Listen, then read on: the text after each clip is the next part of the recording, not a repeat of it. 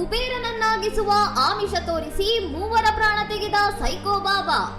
ದೆಹಲಿಯ ಪೀರಗಡಿ ಫ್ಲೈಓವರ್ ಮೇಲೆ ಪತ್ತೆಯಾದ ಆ 3 ಶವಗಳ ಹಿಂದಿರೋ ನಿಗೂಢ ರಹಸ್ಯ ಈಗ ಕೊನೆಗೂ ಬಯಲಾಗಿದೆ.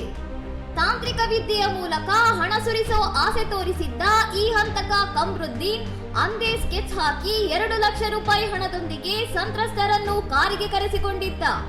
ಸವಾರಿ ನಡುವೆಯೇ ತಾನು ಮೊದಲೇ ಸಿದ್ಧಪಡಿಸಿಕೊಂಡು ಬಂದಿದ್ದ ವಿಷ ಬೆರೆಸಿದ ಲಡ್ಡುಗಳನ್ನು ತಿನ್ನಿಸಿದ್ದ ಈ ಕಿರಾತಕ ಮೂವರು ಪ್ರಾಣ ಬಿಡುತ್ತಿದ್ದಂತೆ ಲಕ್ಷಾಂತರ ರೂಪಾಯಿ ದೋಚಿ ಪರಾರಿಯಾಗಿದ್ದ. ಆರಂಭದಲ್ಲಿ ಇದೊಂದು ಆತ್ಮಹತ್ಯೆ ಅಂತಲೇ ನಂಬಲಾಗಿತ್ತು. ಆದರೆ ಸಿಸಿಟಿವಿ ದೃಶ್ಯ ಮತ್ತು ಮೊಬೈಲ್ ಕರೆಗಳನ್ನು ಬೆನ್ನತ್ತಿದ್ದ ಪೊಲೀಸರಿಗೆ ಈ ಹಂತಕ ಬಾಬನ ಅಸಲಿ ಮುಖ ದರ್ಶನವಾಗಿದೆ. ಹಣದ ಆಸೆಗೆ ಬಿದ್ದು ಪ್ರಾಣ ಕಳೆದುಕೊಂಡ ಅಮಾಯಕರ ಈ ಕತೆ ಈಗ ಇಡೀ ದೇಶವನ್ನೇ ನಡುಗಿಸಿದ್ದು. ಇಂತಹ ಮೂಢನಂಬಿಕೆ ಮತ್ತು ವಂಚಕ ಬಾಬಾಗಳ ಬಗ್ಗೆ ಜನ ಈಗ ಎಚ್ಚೆತ್ತುಕೊಳ್ಳಬೇಕಾಗಿದೆ. ಇನ್ನಷ್ಟು ಸುದ್ದಿಗಳಿಗಾಗಿ ನೋಡ್ತಾ ಇರಿ ಸೌರಂ ಟಿವಿ.